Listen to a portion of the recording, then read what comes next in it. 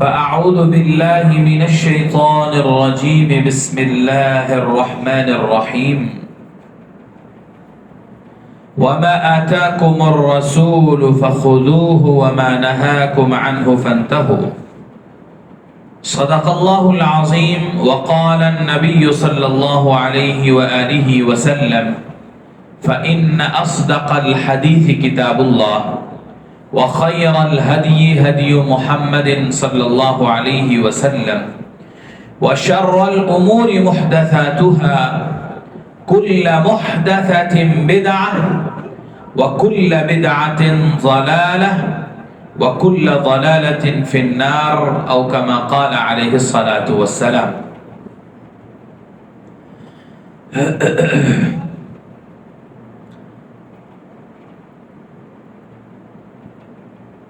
قال النبي صلى الله عليه وآله وسلم إذا كانت ليلة النصف من شعبان فقوموا ليلها وصوموا نهارها فإن الله ينزل فيها لغروب الشمس إلى السماء الدنيا فيقول ألا من مستغفر فأغفر له ألا مسترزق فأرزقه ألا مبتل فأعافيه ألا كذا حتى يطلع الفجر.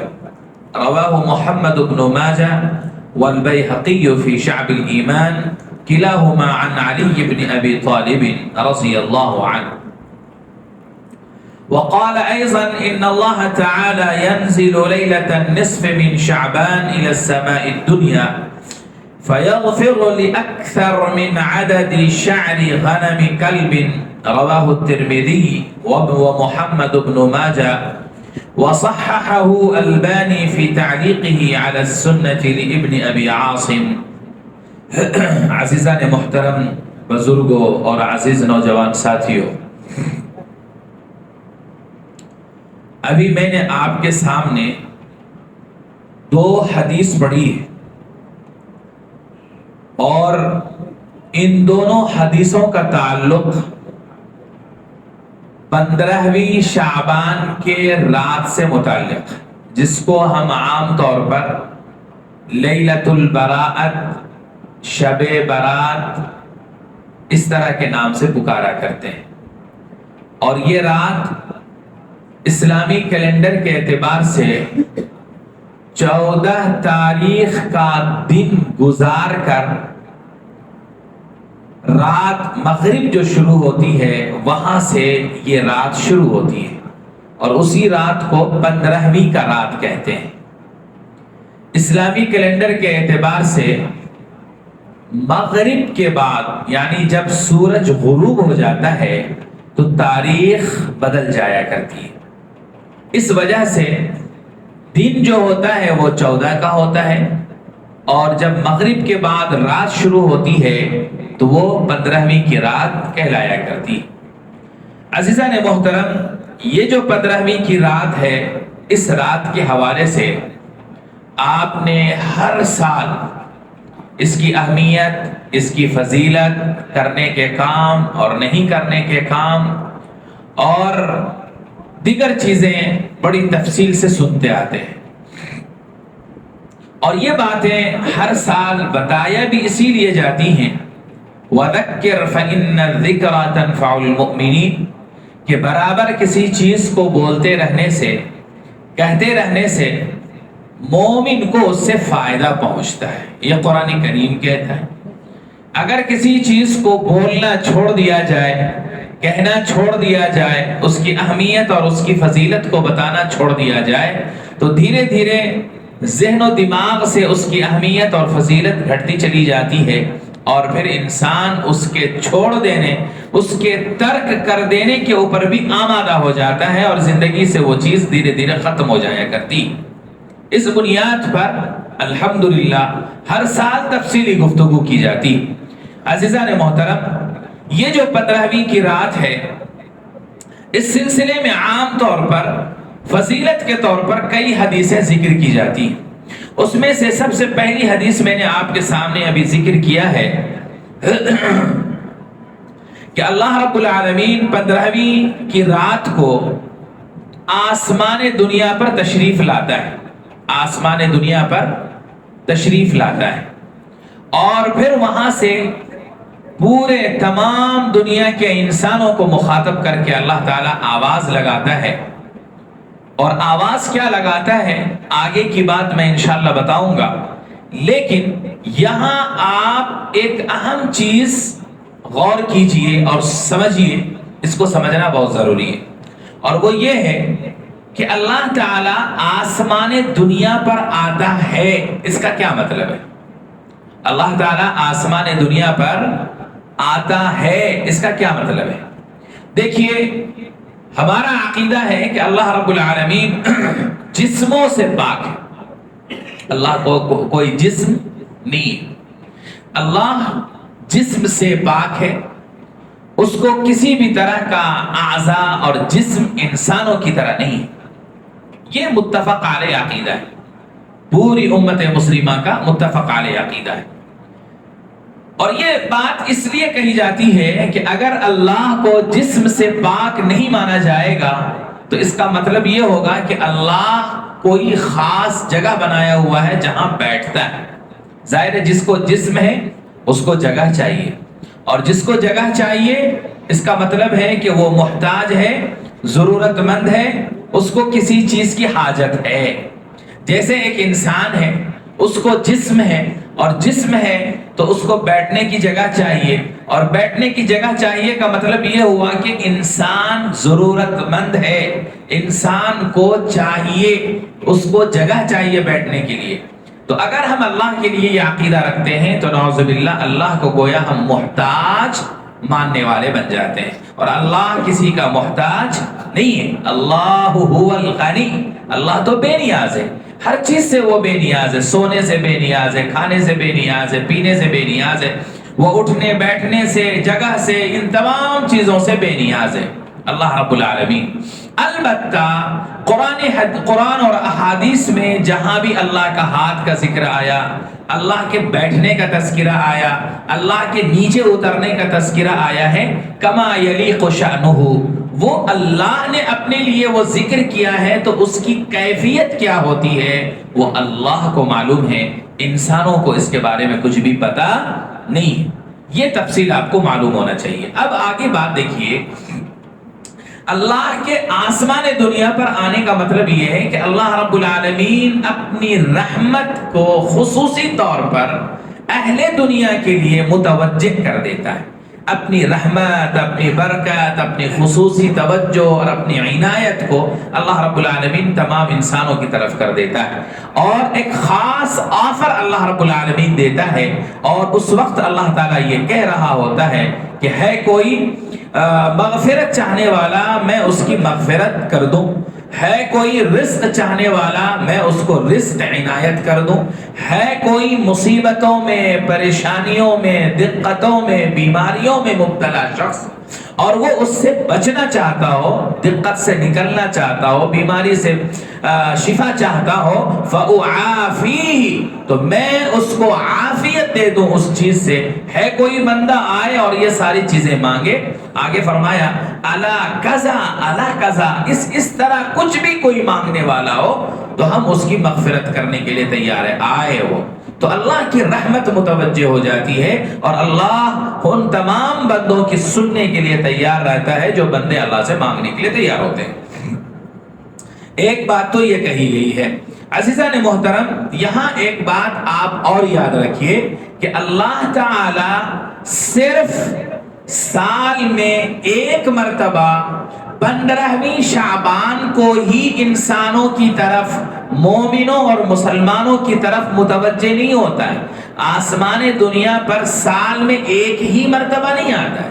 اس کا مطلب یہ ہوا کہ اگر ہم نے مان لیا کہ اللہ رب العالمین سال میں ایک مرتبہ 15ویں شعبان کو آسمان دنیا پر آتا ہے، تو اس کا مطلب یہ ہوا کہ مومنوں کو، مسلمانوں کو اپنے گناہ اور اپنے خطا کو معاف کروانے کے لیے نعوذ باللہ 1 سال تک انتظار کرنا پڑے گا.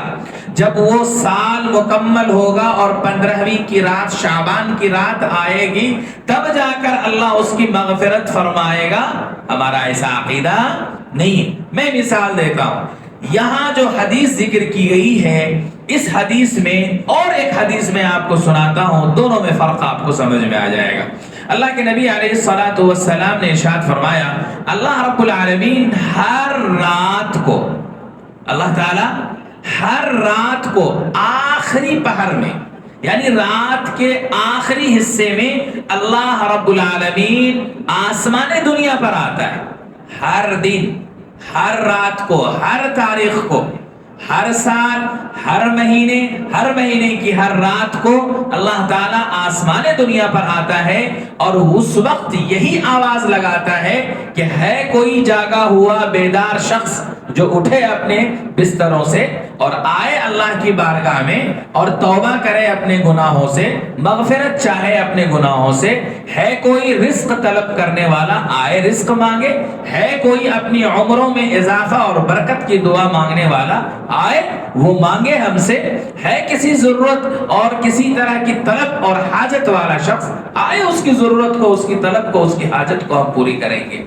تو معلوم یہ ہوا دونوں حدیثوں میں کہ ابھی جو پہلی حدیث میں نے پڑھی ہے اس کا تعلق تو سال کے بعد کا ہے. 1 سال اس کے لیے انتظار کرنا پڑے گا اور اس کا تعلق ہے شب برات سے. اور جو دوسری حدیث میں نے پڑھی ہے وہ روزانہ ہے, لیکن دونوں میں فرق ہے. دونوں میں فرق یہ ہے کہ شب برات کی جو رات ہوتی ہے, 15ویں کی شعبان کی جو رات ہوتی ہے, وہ اس رات میں اللہ تعالی مغرب کے بعد ہی آسمان دنیا پر آ جاتا ہے. مغرب کے بعد ہی آسمان دنیا پر آ جاتا ہے, یعنی اللہ کی رحمتیں برکتیں متوجہ ہو جاتی ہیں. کب سے؟ مغرب کے بعد سے ہی. اور یہ کب ہوتا ہے؟ 15ویں شعبان کو. باقی جو دوسری حدیث اللہ کے نبی نے بتائی ہے اس کا تعلق روزانہ سے ہے, لیکن اس کا وقت الگ ہے. اور وہ وقت کب ہے؟ آخری رات, تہجد کا جو وقت ہوتا ہے, جس وقت سحری کے لیے اٹھتے ہیں اور تہجد پڑھا کرتے ہیں اور سحری کھایا کرتے ہیں افطاری روزہ رکھنے والے. تو اس وقت اللہ تعالیٰ آخری پہر میں ثلث لیل 1/3 رات کو, آخری رات کو اللہ تعالیٰ آسمان دنیا پر آتا ہے. تو معلوم یہ ہوا اللہ کی رحمت, اللہ کی برکت, اللہ سے توبہ, اللہ سے مغفرت, جو چیزیں بھی طلب کرنا ہو اللہ نے اس کے لیے ٹائم باؤنڈ نہیں کیا ہوا ہے کہ 1 سال گزرے گا تبھی تمہاری مغفرت ہوگی, اتنے مہینے گزرنے کے بعد فلاں فلاں تاریخ, فلاں فلاں مہینہ, فلاں فلاں وقت آئے گا تبھی تمہاری مغفرت کی جائے گی. نہیں, یہ اللہ رب العالمین نے روزانہ ہمارے لیے دروازہ کھلا ہوا ہے. ہاں, اللہ تعالیٰ بمپر ڈسکاؤنٹ دیتا ہے ہم کو آفر دیتا ہے. عام دنوں میں ہم اپنی غفلتوں میں سوئے ہوئے ہیں, عام دنوں میں ہم کو نیند ہے, کاروبار ہے, ہم نہیں اٹھ پاتے. ان دنوں میں اٹھ کر اللہ کو نہیں منا پاتے, اپنے گناہوں کی معافی تافی نہیں کر پاتے. تو اللہ نے کہا 1 رات تم کو ہم ایسی دیتے ہیں کہ تم اگر اس رات میں اٹھ کر مغفرت کرو گے تو پھر تم دیکھو گے کہ اللہ معاف کرتا ہے یا نہیں کرتا ہے. پھر دیکھو گے کہ اللہ تعالیٰ کتنی بڑی تعداد میں لوگوں کی مغفرت فرماتا ہے.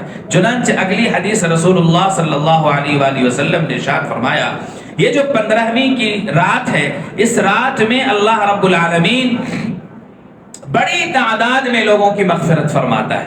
اور کتنی بڑی تعداد میں لوگوں کی مغفرت فرماتا ہے اس کے لیے رسول اللہ صلی اللہ علیہ وآلہ وسلم نے مثال دیا ہے. اور وہ مثال کیا ہے؟ اللہ کے نبی علیہ الصلوۃ والسلام نے ارشاد فرمایا کہ جو شخص اللہ رب العالمین سے اس رات میں مغفرت طلب کرتا ہے اللہ رب العالمین فیغفر, مغفرت فرماتا ہے, لِأَكْثَرِ مِنْ عَدَدِ شَعْرِ غَنَمِ كَلْبٍ, قبیلے بنو کلب کے بکریوں کے بال سے بھی زیادہ بڑی تعداد میں اللہ رب العالمین مغفرت فرماتا ہے. قبیلے کلب کے بکریوں کی بال کی تعداد سے بھی بڑی مقدار میں اللہ تعالیٰ اپنے بندوں کو مغفرت فرماتا ہے. عزیزان محترم, اس حدیث میں ایک بات اور سمجھیے آپ اس حدیث میں رسول اللہ صلی اللہ علیہ وسلم نے مغفرت جن کی کرتا ہے ان کی تعداد کو بتلایا ہے، اور تعداد کو بتلانے کے لیے قبیلہ بنو کلب کا نام لیا ہے، قبیلہ بنو کلب کا نام لیا۔ آج مجھ سے ایک تساہل ہو گیا ہے، ہمارے ماسٹر صاحب تھے، ہمارے خان صاحب، آج میں بولتے کبھی کبھی زبان آدمی کی پھسل جاتی ہے اور پھر احساس بھی نہیں ہوتا ہے زبان پھسل گئی ہے۔ میں آج اسی موضوع پر، لیکن انداز اس کا ذرا دوسرا تھا اور بہت ساری باتیں دوسری تھی، میں نے نبی کوٹ کی مسجد میں بیان دیا، جمعے کا خطبہ پڑھ دیا، اس میں میرے منہ سے قبیلے بنو بکر نکل گیا۔ آپ نے شاید غور کیا یا نہیں کیا ہے، مجھے اس کا احساس ہوا، قبیلے بنو بکر نکل گیا۔ عام طور پر ایسا ہوتا ہے، تو یہ اصل میں بنو بکر نہیں، بنو کلب ہے۔ بنو کلب ایک ایسا قبیلہ ہے پورے جزیرۃ العرب کا جس کے بارے میں اس وقت تک کا لوگوں کا یہ یقین تھا کہ یہ پہلا قبیلہ ہے جس کے پاس بہت ساری بکریاں ہوتی ہیں، اور بکری کو پالنے، جانوروں کو پالنے کا جتنا اچھا نظم، جتنا اچھا ذوق ان کو دیا گیا ہے وہ کسی اور قبیلے کو نہیں دیا گیا ہے۔ نمبر 1۔ اب آپ اندازہ لگائیے، قبیلہ 2 3 4 5 15 آدمی کا مجموعے کا نام نہیں ہوتا ہے، قبیلے کے اندر کئی خاندان کے لوگ ہوتے ہیں، الگ الگ لوگ ہیں، اور ان سب کا کاروبار ہے بکری کو پالنا۔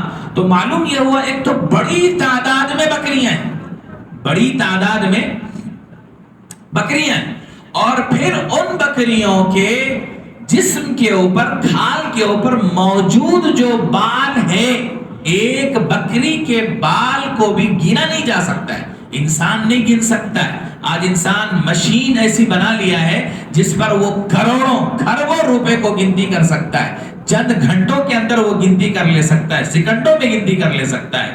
لیکن مجھے جہاں تک اطلاع ہے اور خبر ہے کہ دنیا ابھی اتنی ترقی نہیں کر پائی ہے کہ وہ اللہ کی نعمتوں کو شمار کرنے کے لیے، اگر اللہ نے کسی کی مثال دی ہے تو اس کو گنتی کرنے کا اس کے پاس کوئی آلہ ہو اور ذریعہ ہو، کوئی گنتی کر کے بتا سکتا ہے کہ اس ایک جانور کے کھال پر، اس کے بدن پر اتنے سارے بال ہوتے ہیں، انسان گنتی نہیں کر سکتا ہے۔ تو اللہ رب العالمین نے، رسول اللہ صلی اللہ علیہ وسلم نے جو یہ مثال دیا، اس سے یہ بتلانا چاہا ہے کہ جس طرح تم ان بکریوں کی تعداد کو گنتی نہیں کر سکتے، نمبر 1، نمبر 2، پھر اگر گنتی تم نے کر بھی لیا تو اس بکری کے جسم کے اوپر جتنے بال ہوتے ہیں تم ان کے بال کو گنتی نہیں کر سکتے ہو۔ تو بس یاد رکھو کہ بڑی تعداد میں اللہ مغفرت فرماتا ہے، تم ان مغفرت شدگان جن کی مغفرت کر دی گئی ہے ان کو تم شمار نہیں کر سکتے، تم ان کو گنتی نہیں کر سکتے، کتنی بڑی تعداد میں اللہ اس رات میں مغفرت فرماتا ہے۔ اس کے بعد آگے ایک حدیث اور آئی ہے جس میں رسول اللہ صلی اللہ علیہ وآلہ وسلم نے ارشاد فرمایا، من قام لیلۃ النصف من شعبان ولیلۃ العیدین لم یمت قلبہ یوم تموت القلب۔ اللہ کے نبی علیہ الصلوۃ والسلام نے ارشاد فرمایا کہ اگر کوئی شخص شعبان کی 15ویں رات کو، نصف شعبان یعنی 15ویں رات کو اللہ کے لیے کھڑا ہوتا ہے، یعنی نمازیں پڑھتا ہے، پوری رات وہ جاگتا ہے، نمازیں پڑھتا ہے، اللہ کو منانے کی کوششیں کرتا ہے، عبادت کرتا ہے، اللہ رب العالمین اس کے دل کو اس دن مردہ نہیں کرے گا جس دن کے لوگوں کے دل مردہ کر دیے گئے ہوں گے، مر چکے ہوں گے ان کے دل کو، یعنی اللہ تعالیٰ اس کے دل کو ہمیشہ زندہ رکھتا ہے۔ یہ جو قلب ہے، یہ جو دل ہے، اسی دل کا کمال ہوتا ہے کہ جسم کے اوپر سارے کار اور سارے اثرات مرتب ہوتے ہیں۔ دل کسی کا، انسان کا مر جائے تو پھر وہ انسان بھی دنیا کے اندر مرا ہوا شمار کیا جاتا ہے۔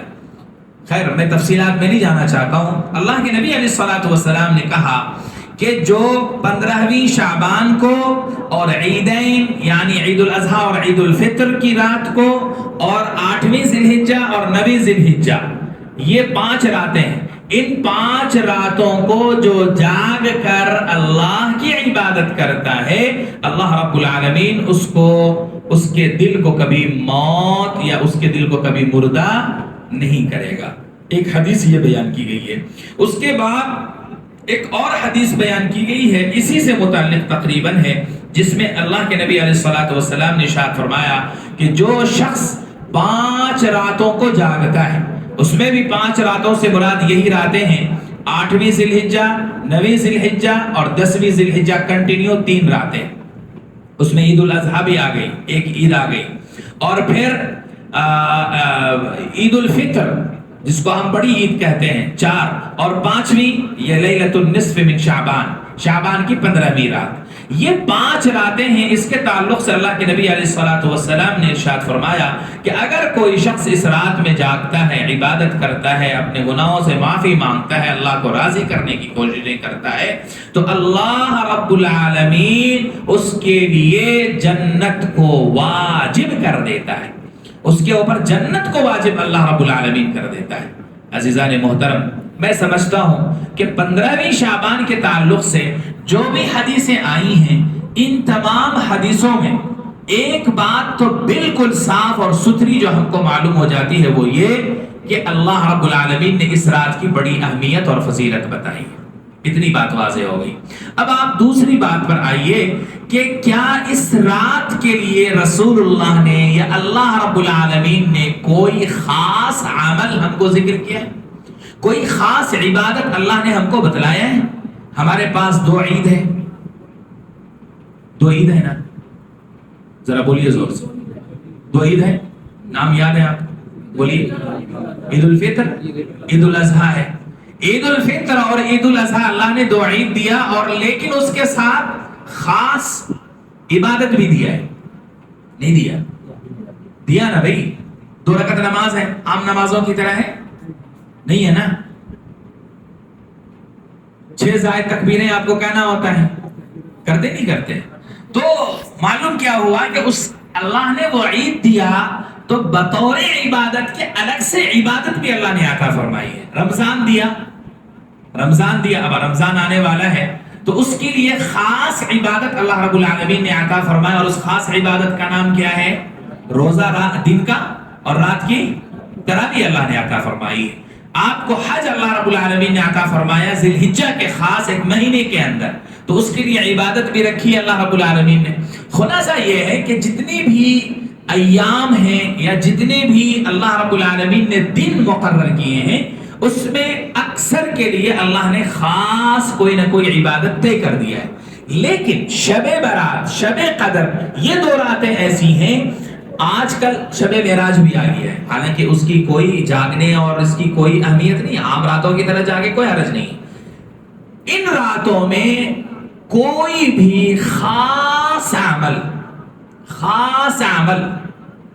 جس پر رسول اللہ کا مہر لگا ہوا ہو، صحابہ کرام کا مہر لگا ہوا ہو، کوئی خاص عمل نہ حدیث میں ہے نہ قرآن میں۔ اتنی بات آپ کو کلیئر سمجھ لینا چاہیے۔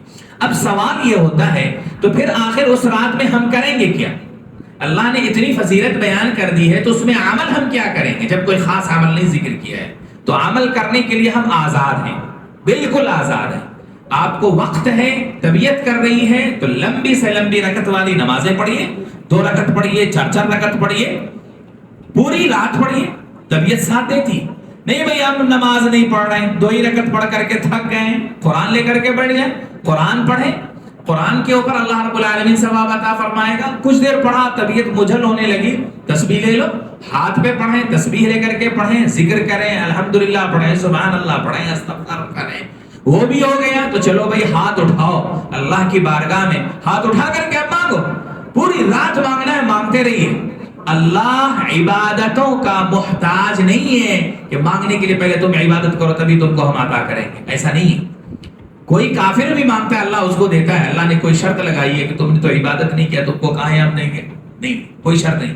ہاں، عبادت اس لیے کرنا ہے تاکہ اللہ کی رحمت ہم اپنی طرف متوجہ کر لے جائیں، ان کے نزدیک ذرا سرخرو بن سکیں اور اللہ خاص ہماری طرف توجہ دے سکے، اللہ کی رحمت کو اپنی طرف متوجہ کرنے کے لیے۔ تو خلاصہ کلام یہ ہے کہ ذکر کرنا ہے، قرآن کریم کی تلاوت کرنا ہے، نفل نمازیں پڑھنا ہے، اس کے علاوہ دعائیں کر لینا ہے، یہ سارے کام ہم کو کرنے ہیں۔ عام طور پر لوگ اس رات میں یا اس طرح کی راتوں میں صلاۃ التسبیح کے بارے میں ایک غلط فہمی کا شکار ہے. بعض لوگ صلاۃ التسبیح پڑھتے ہیں، اس کے پیچھے اصل میں مقصد کیا ہوتا ہے؟ ہمارے علماء کہا کرتے بھائی لمبی لمبی نماز پڑھا کرو، اس طرح کی راتوں میں لمبی نمازیں پڑھا کرو. اب جو بیچارے عالم ہیں، حافظ ہیں، اللہ نے جن کے سینے کو قرآن کے لیے خاص کر لیا ہے، اللہ ان کو یاد کرا دیا ہے، قرآن ان کے سینے میں محفوظ ہے، وہ لمبی لمبی رکعت پڑھ سکتے ہیں. سورہ بقرہ پڑھنا شروع کر دیں، سورہ آل عمران پڑھیں، بڑی بڑی لمبی لمبی صورتیں وہ پڑھ سکتے ہیں، لمبی نماز وہ پڑھ سکتے ہیں، کیونکہ ان کے پاس ہے پڑھنے کے لیے. اب اگر کوئی عام آدمی لمبی نماز پڑھنا چاہتا ہے اور اس کی خواہش ہے کہ نہیں بھائی ہم بھی لمبی نماز پڑھیں، تو اب اس کے لیے پریشانی ہے. الم تر کیف یاد ہے، سورہ قل هو اللہ احد یاد ہے، قل اعوذ برب الفلق یاد ہے، اسی کو کتنا ریپیٹ کر کے پڑھے گا آدمی؟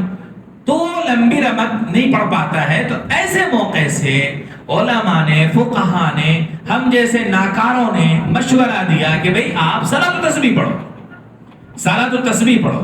اب صلاۃ التسبیح پڑھیں گے تو آدھا گھنٹہ کم سے کم لگے گا، 20 سے 25 منٹ تو کنفرم ہے، لگنا ہی لگنا ہے. تو کتنی لمبی رکعت ہو جاتی ہے، کتنی لمبی نماز ہو جاتی ہے.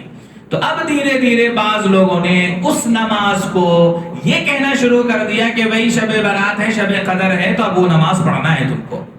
ایسا نہیں ہے. صلاۃ التسبیح کے لیے کوئی دن اللہ کے نبی نے مقرر نہیں کیا، نہ کوئی مہینہ مقرر کیا ہے. اللہ کے نبی نے اپنے چچا حضرت عباس سے کہا تھا کہ اے چچا آپ کو موقع ہو تو آپ روزانہ پڑھ لیا کیجئے، نہیں موقع ہے تو مہینے میں پڑھ لیا کیجئے، نہیں موقع ہے تو سال میں پڑھ لیجئے. اور ایک روایت میں آتا ہے کہ اب بھی موقع نہیں ہے تو کم سے کم زندگی میں ایک مرتبہ آپ ضرور پڑھ لیجئے. کہیں مقرر کیا اللہ کے نبی نے نہیں کیا. تو خلاصہ کلام یہ ہے کہ کسی بھی طرح کو اس کے لیے خاص نہیں کیا جا سکتا. بعض لوگ صلاۃ الرغائب، کوئی خاص نماز کا نام دے دیا ہے، صلاۃ الرغائب کہہ دیا ہے، پہلی رکعت میں یہ صورتیں پڑھو، دوسری رکعت میں یہ صورتیں پڑھو تو ان کی یہ فضیلت ملنے والی ہے. ایسا کچھ بھی نہیں ہے، کہیں نہیں ہے، کہیں نہیں ہے. کوئی تذکرہ آپ کو حدیث کے اندر نہیں ملے گا. میری بات سمجھ رہے ہیں آپ؟ تو اس لیے اس بات کو آپ سمجھ لیجئے. ایک تیسری چیز اس کے اندر خاص طور سے جو اب بعض جگہوں پہ پائی جاتی ہے، اور وہ ہے نفل نماز کو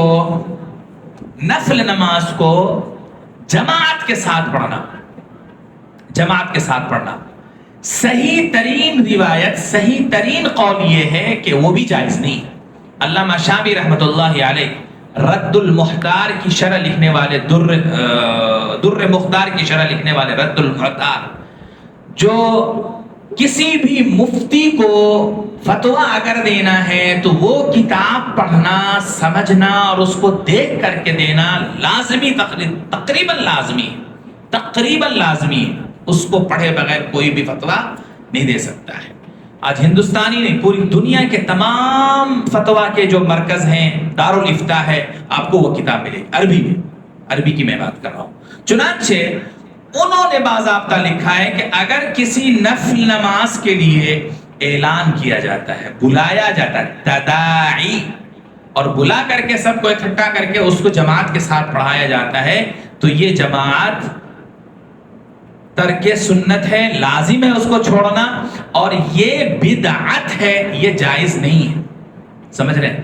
حالانکہ آپ کو اسی ہندوستان کے اندر بعض علماء، میں بعض کا نام لے رہا ہوں، اکثر کا نہیں لے رہا ہوں، بعض علماء کے حوالے سے آتا ہے وہ لوگ اس کا اہتمام کرتے ہیں.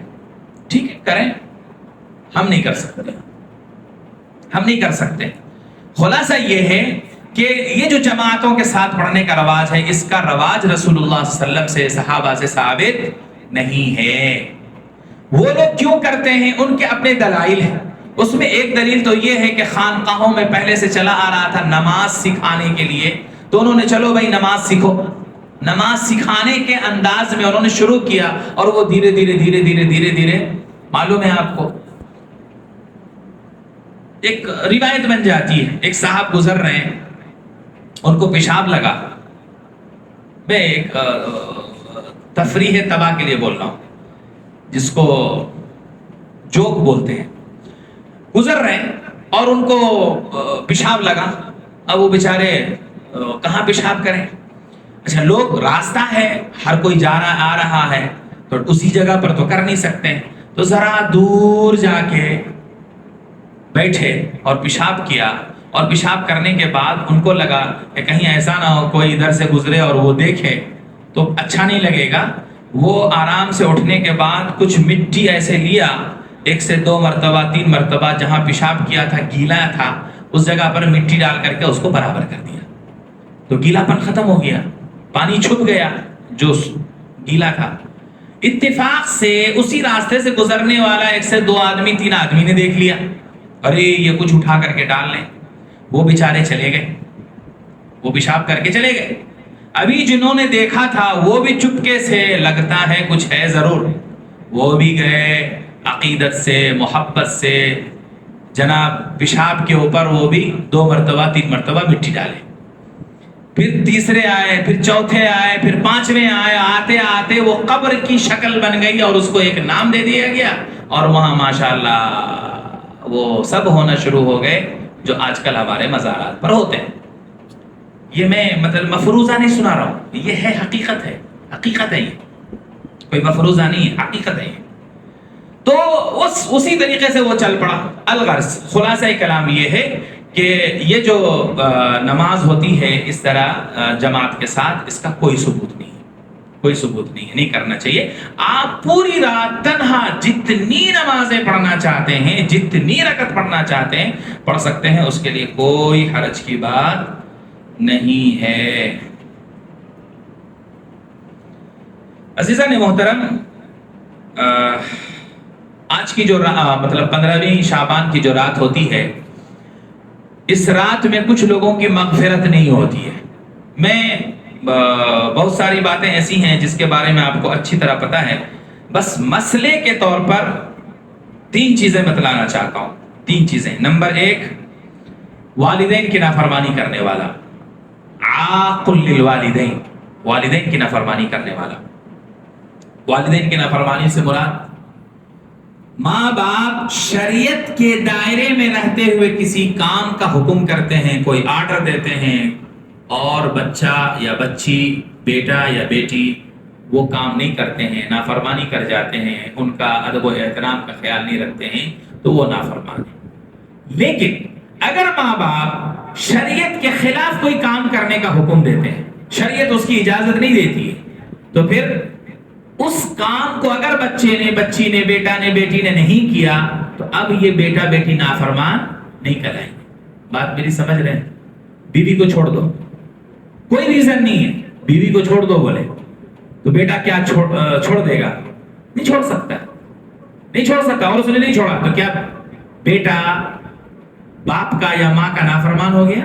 نہیں، کوئی ریزن ہے جس بیوی کو چھوڑنے کی بات کہی جا رہی ہے، اگر اس سے اس کی اولاد کو، اس کی نسل کو کوئی خطرہ ہو سکتا ہے، عادت اور اخلاق کیریکٹر کے اعتبار سے یا کسی اور اعتبار سے کوئی ریزنیبل ہے، تب تو مسئلہ الگ ہے۔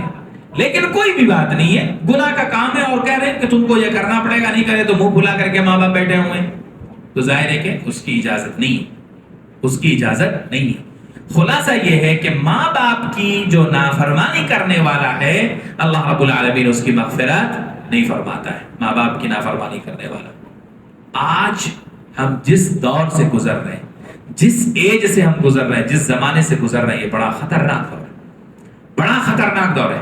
ہمارے سامنے ویڈیوز ہیں، آڈیوز ہیں، اور ہمارے ذہن کو، ہمارے دماغ کو متاثر کرنے والی ایک نہیں کئی ہزار چیزیں ہمارے سامنے، اور ان کو دیکھ دیکھ کر کے آج کی اولاد اتنی نافرمان، اتنی نافرمان، اتنی نافرمان ہو گئی ہے کہ ماں نے، باپ نے کہہ دیا کہ تم کو میری مرضی سے شادی کرنا ہے، تم اس لڑکی سے شادی نہیں کر سکتے، تو وہ بچہ یا وہ بچی ماں اور باپ کے سامنے کھڑے ہو کر کے یہ کہتا ہے آپ نے پیدا ضرور کیا ہے لیکن یہ میرا رائٹ، میں اپنی زندگی کا فیصلہ کر سکوں۔ شرم نہیں آتی ہے ایسا جملہ کہتے ہوئے اس بچے کو؟ شرم نہیں آتی ہے یہ جملہ کہتے ہوئے کہ یہ میرا رائٹ ہے، میرا رائٹ ہے کہ میں اپنی زندگی کیسے گزاروں؟ ارے تیرا رائٹ تھا جس وقت بچے ماں نے پیدا کیا تھا، اسی وقت سے اپنی زندگی کے فیصلے کرتے تھے، اپنی زندگی کا فیصلہ لینا ہی تھا تو اسی وقت سے لیتے۔ تم کو پڑھنا تھا، گرنا تھا، ٹوکریں کھانا تھا، بیمار پڑنا تھا، کیا کرنا تھا، سارے فیصلے لے لیتے تھے۔ شادی بیاہ کے موقع سے اگر ایک ماں اور ایک باپ، پہلی بات تو یہ ہے کہ ماں باپ کبھی غلط نہیں چاہتے، نہیں چاہتے، یہ تو دماغ میں بٹھا لینا چاہیے۔ کبھی بھی کوئی نہ کوئی مصلحت ہوتی ہے جو اللہ نے عمر ان کو عطا فرمایا، عمر کے ساتھ ایکسپیرینس عطا فرمایا، اور اس ایکسپیرینس کے ساتھ دنیا کو جتنا انہوں نے دیکھا، تعلقات کو جتنا انہوں نے دیکھا، رشتوں کو بنتے بگڑتے جتنا ماں باپ نے دیکھا، آج کی ہماری اولاد ہم نے نہیں دیکھا۔ 15 سال کا نوجوان کیا دیکھے گا؟ 20 سال کا 25 سال کا نوجوان کیا دیکھے گا؟ نہیں دیکھ پاتا۔ اب اگر وہ اپنے تجربے کی روشنی میں کسی رشتے کا انکار کر رہے ہیں، ریجیکشن کر رہے ہیں، تو بچے کو قبول کرنا چاہیے، ماننا چاہیے، اور اس ارادے سے کہ ماں نے حکم دیا ہے، باپ نے حکم دیا ہے، تو یہ میری ماں ہے، تو یہی وہ میرا باپ۔ جو رات کو اگر ذرا سا سر میں درد ہو جاتا تھا تو وہ میرے سر درد کو ختم کرنے کے لیے اپنے سر میں درد پیدا کر لیتے تھے پوری رات جاگ کر کے، اور اس ماں باپ سے ہم کہیں کہ نہیں آپ یہ غلط فیصلہ کر رہے، نہیں ہو سکتا۔ ہاں، اگر ماں باپ غلط فیصلہ کر رہے ہیں تو ظاہر ہے کہ وہاں نہیں ماننا ہے، لیکن نہیں ماننے کا مطلب یہ نہیں ہے کہ بے ادبی کریں گے، بے ادبی بھی نہیں کر سکتے۔ دیکھیے خلاصہ کیا ہے، ماں باپ کا عزت کرنا، ماں باپ کا احترام کرنا، یہ ایک انسان کے اوپر لازم اور ضروری ہے۔ اور کیسا لازم اور ضروری ہے؟ کوئی اختیار نہیں دیا گیا ہے، کوئی اختیار نہیں۔ مجھے تو بڑا تعجب ہوتا ہے، آپ قرآن پڑھیے تو رونگٹے کھڑے ہو جاتے ہیں۔ ہر جگہ اللہ کے ایمان کی جب بات آتی ہے، ایمان کی جب بات آتی ہے تو اللہ کے ساتھ کس کا نام آتا ہے؟ بولیے، محمد رسول اللہ کا نام آتا ہے۔ ہر جگہ لا الہ الا اللہ پڑھنا ہے تو محمد کے بغیر وہ مکمل، اشہد ان لا الہ پڑھنا ہے تو محمد کی شہادت کے بغیر مکمل نہیں ہے۔ قرآن میں کہیں بھی آپ ذکر دیکھ لیجئے، ہر جگہ اللہ کے ساتھ رسول اللہ کا تذکرہ ہے۔ لیکن بڑی عجیب بات ہے، بڑی عجیب بات ہے، بڑی عجیب بات ہے کہ جب اللہ اپنی عبادت کا حکم دیتا ہے تو دوسرے نمبر پر ماں باپ کے ساتھ حسن سلوک کرنے کا حکم دیتا ہے۔ بات میری سمجھ رہے ہیں؟ میری بات سمجھے آپ؟ اللہ جب اپنی عبادت کا حکم دیتا ہے اور کہتا ہے کہ میری عبادت کرو، میرے عبادت کے علاوہ کسی اور کی تم عبادت نہیں کر سکتے ہو، یہ ختم ہوتا ہے۔ اور دوسرا آرڈر اللہ کا جب آتا ہے تو وہ ماں باپ کے ساتھ حسن سلوک کا آرڈر آتا ہے، ماں باپ کی خدمت کرنے، ماں باپ کی بات ماننے، ماں باپ کے ساتھ ادب و احترام کرنے کا حکم آتا ہے۔ وَقَضَىٰ رَبُّكَ أَلَّا تَعْبُدُوا إِلَّا إِيَّاهُ وَبِالْوَالِدَيْنِ إِحْسَانًا وَبِالْوَالِدَيْنِ إِحْسَانًا وَوَصَّيْنَا الْإِنسَانَ بِوَالِدَيْهِ إِحْسَانًا۔ قرآن کریم میں بے شمار آیتیں ہیں، جو ترجمے سے پڑھیں تو سمجھ میں آئے گا کیا ہے۔ تو عزیزان محترم، اتنا بڑا مقام، اور رسول اللہ صلی اللہ علیہ وسلم نے تو اس کو اور واضح کر دیا۔ رسول اللہ نے تو یہاں تک کہہ دیا اللہ کی رضا میں ماں باپ کی رضا مندی، اور اللہ کی ناراضگی میں ماں باپ کی ناراضگی۔ کتنا بڑا مقام ہے، اللہ اکبر۔ اللہ کے نبی علیہ الصلوۃ والسلام اسی لیے کہا کرتے تھے، اللہ کے نبی نے ہر عمل کر کے، تقریباً ہر عمل کر کے بتایا، اور شاید ایک عمل یہ رہ گیا، اللہ نے وہ موقع نہیں دیا، تو اللہ کے نبی علیہ الصلوۃ والسلام کہا کرتے تھے کاش میری ماں زندہ ہوتی۔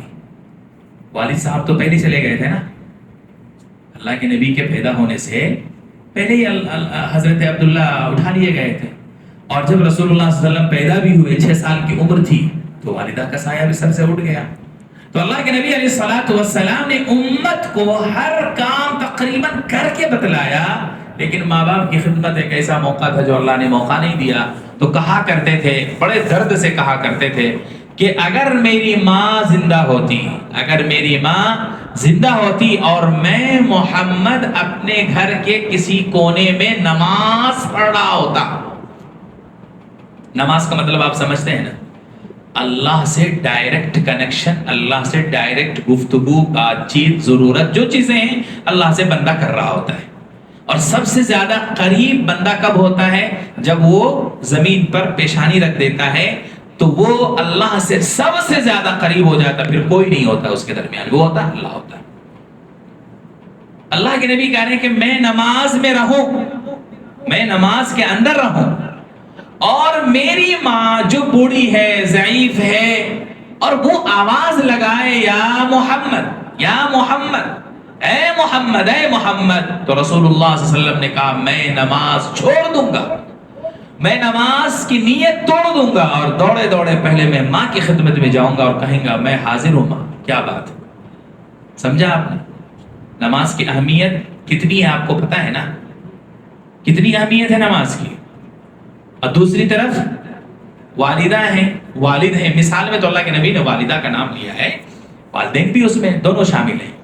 تو اب آپ بتائیے کہ اللہ کے نبی نے کیا اہمیت اور کیا فضیلت بتائی اور کیا مقام اور مرتبہ بتایا۔ خلاصہ اب میں بات کو لمبی نہیں کرنا چاہتا ہوں، آپ اس کو یوں سمجھیے، زندگی میں اگر موقع اللہ نے دیا ہیں والدین، خدمت کیجیے، خدمت کیجیے، خدمت کیجیے اس نیت سے کہ شاید اللہ ان کا جو ہمارے اوپر حق ہے وہ حق ادا ہو جائے، حالانکہ حق ادا ہوتا نہیں، بالکل نہیں ہوتا۔ ایک صحابی آئے تھے رسول اللہ صلی اللہ علیہ وسلم کی خدمت میں اور آ کر کے کہہ رہے ہیں یا رسول اللہ یہ میرے والد ہیں، میں جو کمائی کرتا ہوں کہتے ہیں مجھے لا کر کے دو، میرا مال مجھے بھی دو، مجھے بھی دو، یہ میرا مال ہے یا رسول اللہ۔ اللہ کے نبی علیہ الصلوۃ والسلام غصے میں آ گئے، طیش میں آ گئے، اور کیا کہا جانتے ہیں؟ اللہ کے نبی علیہ الصلوۃ والسلام نے کہا تم کہتے ہو میرا مال میرا مال، انت ومالک لابیک، تم اور تمہارا مال یہ دونوں چیزیں تمہارے باپ کے، مال بھی تمہارا نہیں ہے، کمایا تم نے ضرور ہے، پسینہ تم نے بھی لگایا ہے، لیکن حقیقت یہ ہے کہ وہ مال بھی تمہارا نہیں ہے، اور تم خود بھی، تمہاری جو ذات ہے یہ بھی تمہاری نہیں ہے، وہ بھی تمہارے والدین کے۔ اب بتائیے جب ہمارا یہ پورا جسم ہمارا نہیں رہا، والدین کا، اللہ کے نبی کہہ رہے ہیں کہ یہ بھی تمہارے والدین کا ہے، تو ہماری کمائی ہمارے کیسے ہو جائے گی؟ ہمارا مال ہمارا کیسے ہو جائے گا؟ نہیں ہو سکتا، نہیں ہو سکتا۔ تصور اسلام نے یہ دیا۔ تو ماں باپ کی خدمت کرنا، ماں باپ کو راضی رکھنا، ماں باپ کے ساتھ ادب کے ساتھ، احترام کے ساتھ پیش آنا، حسن سلوک کرتے رہنا، اگر اللہ نے موقع دیا تو یہ کرتے رہیے۔ بائی دے گئے والدین کا انتقال ہو گیا، نہیں ہے دنیا کے اندر، موقع ملا تھا کرے تھے، اللہ کا شکر ادا کیجیے اور ان کے لیے سارے ثواب کرتے رہیے، دعائے مغفرت کرتے رہیے۔ اور اگر نہیں بھئی کچھ زیادتی ہو گئی تھی، کچھ زیادتی ہو گئی تھی، تب تو ہمارا معاملہ اللہ کے پاس ہے۔ اب یہاں ہم کیا کر سکتے ہیں؟ توبہ کر سکتے ہیں، استغفار کر سکتے ہیں، اللہ سے رو رو کر کے مانگ سکتے ہیں، گڑ گڑا سکتے ہیں۔ تو موقع ہے، یہ جو رات آ رہی ہے، اس رات کو آپ یہ ثابت کر دیں کہ اگر والدین ہیں تو خدایا زندگی میں اب تک اگر ہم نے ماں باپ کی نافرمانی کی ہے، دل دکھایا ہے، ان کو تکلیف پہنچائی ہے، تو آج ہم توبہ کرتے ہیں، ماں سے معافی مانگیں گے، آئندہ کبھی ان کو نہیں ستائیں گے۔ یہ ایک اللہ سے وعدہ، اور آئندہ نافرمانی کرنے سے بچیں۔ اور اگر والدین گزر گئے ہیں، ان کے ساتھ ہم نے اچھا سلوک کیا تھا، تو ان کے لیے سارے ثواب کرتے رہیے، ان کی مغفرت کی دعا کیجیے اور اللہ کا شکر ادا کیجیے کہ اللہ نے آپ کو موقع دیا اور آپ نے والدین کے حقوق ادا کیے۔ لیکن اگر والدین کے حقوق ادا نہیں کر سکے تھے، ماں باپ بھی نافرمانی کے ساتھ، یعنی ناراضگی کے ساتھ دنیا سے گزر گئے اور ہم نافرمانی کرتے رہ گئے، تو اللہ سے رو رو کر دعا مانگیے، توبہ کیجیے، اللہ سے معافی مانگیے۔ ایک تو یہ بات بتانی تھی، باتیں اور بھی ہیں اس میں، کئی حدیثوں میں کئی لوگوں کا ذکر آیا ہے۔ ایک تو مشرک کا ذکر ہے، کینہ دل کے اندر رکھنے والا، حسد جلن جس کو ہم بولتے ہیں وہ رکھنے والا، احسان جتلانے والا، شراب پینے والا، مدمن خمر، شراب پینے والا، ٹخنوں سے نیچے ازار لٹکانے والا، والدین کی نافرمانی کرنے والا، یہ سب وہ لوگ ہیں جن کی اللہ اس رات کے اندر مغفرت نہیں فرماتا ہے۔ بس آخری بات کہتا ہوں، ماں باپ کی نافرمانی بچہ کرے یا ماں باپ بچوں سے ناراض ہوں، بھائی بھائی سے ناراض ہو، رشتوں کے اندر ٹوٹ اور پھوٹ ہو، دوستوں کے درمیان میں نفرت اور عداوت اور حسد جلن ہو، ان سب چیزوں کا بس ایک ہی ریزن ہے، اور وہ ریزن یہ ہے کہ جس جگہ پر اللہ کی محبت ہونا چاہیے تھا، ہم نے شیطان کو راضی کرنے کے سارے کام یہاں لگا رکھے، سارے کام، یعنی دل کی صفائی ہماری نہیں ہو پائی ہے۔ کسی سے اگر نفرت ہے، جلن ہے، حسد ہے، کینہ ہے، تو اس کا مطلب ہے کہ یہ دل گندا ہے، اس کی صفائی لازم ہے، ضروری ہے۔ الا بذکر اللہ تطمئن القلوب، اس دل کو جب بے چینی آتی ہے تو اللہ رب العالمین نے کہا اللہ کو یاد کرو، کیونکہ یہ اللہ کی جگہ ہے نا، یاد کریں گے تو اللہ بسیرا لے گا، اللہ بسے گا، اللہ بسے گا تو دلوں کو اطمینان ہوگا۔ رسول اللہ صلی اللہ علیہ وسلم نے کہا اس دل کو کم مت سمجھنا، پورے جسم کو مانیٹر کرنے والا ہے، پورے جسم کو مانیٹر کرنے والا۔ اللہ کے نبی نے کہا الا ان فی الجسد مضغہ، الا ان فی الجسد مضغہ اذا صلحت صلح الجسد كله واذا فسدت فسدت الجسد كله۔ اللہ کے نبی نے کہا کہ دیکھو جسم کے اندر ایک گوشت کا لتھڑا ہے، گوشت کا ایک ٹکڑا ہے، اگر وہ صحیح رہا تو پورا جسم تمہارا صحیح رہے گا، اگر وہ خراب ہو گیا تو پورا جسم تمہارا بدبودار ہو جائے گا، پورا جسم تمہارا خراب ہو جائے گا۔ الا وہی القلب، اللہ کے نبی علیہ الصلوۃ والسلام نے کہا کان کھول کر سن لو، وہ گوشت کا لتھڑا قلب ہے۔ قلب کا مطلب دل ہے، جس کو ہارٹ ہم کہتے ہیں، یہ جگہ اصل اللہ کی۔ وہاں جب ہم دوسروں کے لیے بسیرا لیں گے، شیطان کی باتیں، نفرت، عداوت، دشمنی، بغض، حسد، کینہ، کپٹ، یہ ساری چیزیں رکھیں گے۔ میں تو ایک ہی بات کہا کرتا ہوں اور برابر کہا کرتا ہوں، اللہ کے نبی نے کہا لا يدخل الجنت قطات، جنت میں داخل نہیں ہو سکتے۔ وَنَزَعْنَا مَا فِي صُدُورِهِم مِّن غِلٍّ إِخْوَانًا، اخوان آپ لوگ جو عرب جاتے ہیں ان کو معلوم ہے، بھائی، بھائی کے تعلق سے، اب وہ بھائی مومن ہو، ایمان والے، ایمان کے حساب سے بھائی ہو، رشتہ دار ہو، کوئی بھی ہو، اگر غل کوئی کینہ ہے، کپٹ ہے، بغض ہے، حسد ہے، جلن ہے، اس طرح کی روحانی بیماری میں اگر وہ مبتلا ہے، وَنَزَعْنَا، جنت نہیں جا سکتے جب تک کہ اس کو نکالا نہیں جائے گا۔ تو بتائیے جنت میں داخلہ ممکن نہیں ہو سکتا، داخلہ ممکن نہیں ہو سکتا۔ جسموں کو خراب کرنے والی بیماری، روحانی طور پر کمزور کرنے والی بیماری، جسم کے اندر غصے کو پیدا کرنے والی بیماری، جسم کے اندر جو امراض ہیں، خاص طور سے بلڈ پریشر ہے، ٹینشن، ہائپر ٹینشن ہے، اور شوگر ہے، اور وہ تمام بیماریاں جس سے جسم متاثر ہوتا ہے، اس کا مین ریزن یہی ہوتا ہے کہ ہم نے بیماری کا گھر یہاں پالا ہوا ہے۔ اس سے ٹینشن آئے گا، ٹینشن آئے گا تو کیا ہوگا؟ کبھی ہو سکتا ہے اسٹروک آئے گا، نس میں اسٹروک آئے گا، دماغ میں اسٹروک آئے گا، کبھی جو ہے ہارٹ پر پریشر پڑے گا، اور کبھی جو ہے وہ اتنا زیادہ ٹینشن لینے کی وجہ سے خون کا جو مسئلہ ہے، یعنی شوگر کا مسئلہ ہے، وہ آئے گا، اور دوسری نہ جانے کتنی کتنی بیماریاں۔ آج تو سائنس اتنی ترقی کر گئی کہ ہر چیز بتا رہی ہے، ہر چیز بتا رہی ہے۔ لوگ کہتے ہیں کہ کھانے پینے کی وجہ سے بیماریاں آتی ہیں، رسول اللہ صلی اللہ علیہ وسلم کا طب نبوی آپ پڑھ لیجئے، یہاں سے بیماری پیدا ہوتی ہے، یہاں سے بیماری پیدا ہوتی ہے۔ اللہ کے نبی علیہ الصلوۃ والسلام نے یہ جملہ نہیں کہا تھا کہ تم پوزیٹیو بنو، نیگیٹو مت بنو، be positive don't be negative, یہ رسول اللہ کا جملہ نہیں ہے، لیکن بات رسول اللہ کی۔ آج سے 1450 سال پہلے ہی رسول اللہ صلی اللہ علیہ وسلم نے کہا ہمیشہ تم کو مثبت رہنا چاہیے، اور مثبت رہو گے تمہارا جسم پورا مثبت رہے گا، کبھی بھی تم کو کوئی نقصان نہیں آ سکتا ہے۔ پھر بھی آ جائے تو اللہ کی مرضی ہے، ابتلا ہے، آزمائش ہے۔ تو عزیزان محترم، اللہ نے بہت مختصر سی زندگی دی ہے۔ کتنی زندگی ہے؟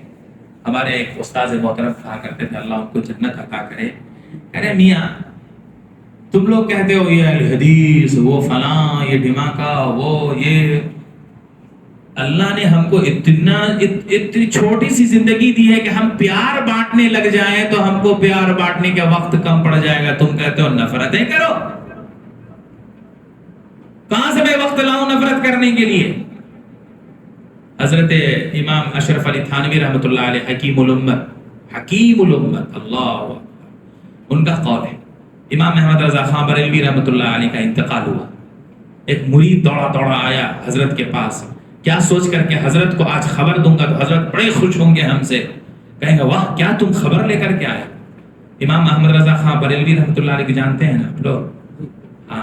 حضرت امام احمد رضا خان بریلوی رحمۃ اللہ علیہ، اور دوسری طرف حکیم الامت مولانا اشرف علی تھانوی رحمۃ اللہ علیہ، دونوں میں 36 کا آنکڑا تھا، 36 کا آنکڑا تھا۔ یہ کفر کا فتویٰ تک دے دیے تھے، کن کو؟ اشرف علی تھانوی رحمۃ اللہ علیہ کو، اور جب لکھیں تو ان کے خلاف رشید احمد گنگوہی، اشرف علی تھانوی، قاسم نانوتوی، یہ جتنے ہیں سب کو کفر کا فتویٰ انہوں نے دیا تھا۔ جب ان کا انتقال ہوا، وہ مرید دوڑا دوڑا گیا کہ جا کر کے حضرت کو سنائیں گے کہ حضرت ان کا تو انتقال ہو گیا، آپ کا جو دشمن تھا جو برابر آپ کے خلاف لکھتا تھا بولتا تھا، ان کا تو انتقال ہو گیا، حضرت خوش ہوں گے۔ جیسے ہی حضرت کو سنایا تو حضرت نے کہا تم کہتے ہو خوش ہوں میں، تم کہتے ہو خوش ہوں؟ حضرت نے اس وقت کہا کہ وہی تو ایک تھا میری زندگی میں جو میری غلطی کو پکڑ کر مجھے بتلایا کرتا تھا، ہوں یا نہیں ہوں ایک الگ چیز ہے، لیکن کہاں ہم غلط ہیں یا ہو سکتے ہیں وہ بتلانے والا تم مریدوں میں سے کوئی نہیں، وہ ایک بندہ تھا جو میری غلطی پر مجھے ٹوک سکتا تھا، بول سکتا تھا، روک سکتا تھا، کہہ سکتا تھا۔ تم مرید ہو، تم تو میری غلطی کو بھی ذرا پالش لگا کر کے بتاؤ گے کہ نہیں حضرت آپ صحیح کر رہے ہیں۔ بات میری سمجھ رہے ہیں؟ بی پازیٹیو، میں اصل وہ بتانا چاہتا ہوں۔ حضرت تو وہاں کہہ سکتے تھے ہاں چلو مردود گیا، مرا مردود، فاتحہ نہ درود جو بھی ہے وہ کہہ کر کے بڑے خوشی کا اظہار کرتے، یہ خوشی نہیں ہے۔ تو آدمی جب زندگی میں مثبت سوچ رکھتا ہے ہمیشہ وہ خوش رہتا ہے۔ رسول اللہ صلی اللہ علیہ وسلم کو اتنا ستایا گیا، بس آخری مثال دے رہا ہوں، سوچ لیجئے آپ کبھی تنہائی میں بیٹھ کر کے سوچا کیجئے گا رسول اللہ صلی اللہ علیہ وسلم کو کتنا ستایا گیا۔ اچھا ستانے والے بھی کوئی دور کے نہیں تھے، زور سے بولیے، دور کے تھے؟ اچھا کتنے قریبی تھے بولیے؟ رشتہ دار میں تو بہت کیا نام ہے، چچا زاد، ماما زاد، پھوپھی زاد، دور دور کے بھی ہوتے ہیں۔ کون تھے؟ اپنا خون، اپنا خون ہے، اپنا خون ہے نا۔ چچا کون ہے؟ اپنا ہے، اپنا چچا۔ ایک چچا تو یہ ہے کہ اپنے بیٹے سے زیادہ ان کو عزت دے رہے ہیں، اور دوسرا چچا ہے کہ جان کے لالے پڑے ہوئے ان کے، وہ جان لینے کے لیے پڑے ہوئے ہیں، ان کے پیچھے پڑے ہوئے ہیں۔ اور پورا مکہ سوائے چند صحابہ کے، مومن کے، آپ کا دشمن ہے۔ جدھر جائیں کوئی گالی دے دے، کوئی کچھ کہہ دے۔ اب آپ اندازہ لگائیے، رسول اللہ صلی اللہ علیہ وسلم خانہ کعبہ جا رہے نماز پڑھنے کے لیے، تو وہ آ کر کے چادر ایسے ڈالتا ہے گردن میں اور یوں کھینچتا ہے رسول اللہ صلی اللہ علیہ وسلم کی گردن کو کہ چادر کے اس پر نشان پڑ جاتے ہیں، اور رسول اللہ صلی اللہ علیہ وسلم پریشان ہو جاتے ہیں۔ رسول اللہ صلی اللہ علیہ وسلم نماز میں گئے ہیں اور وہ اونٹ کی اوجڑی، کیا بولتے ہیں اس کو، بٹ بوٹی، وہ بوٹی لا کر کے ڈال دیا، اور اتنا وزن رسول اللہ صلی اللہ علیہ وسلم اٹھا نہیں پا رہے سر کو۔ آپ سمجھ رہے میری بات؟